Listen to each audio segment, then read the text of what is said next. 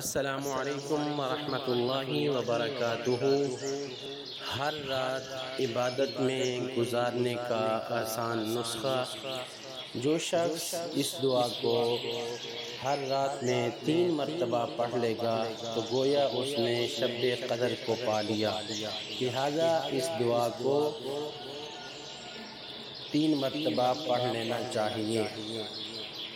اعوذ باللہ من الشیطان الرجیم، بسم اللہ الرحمن الرحیم،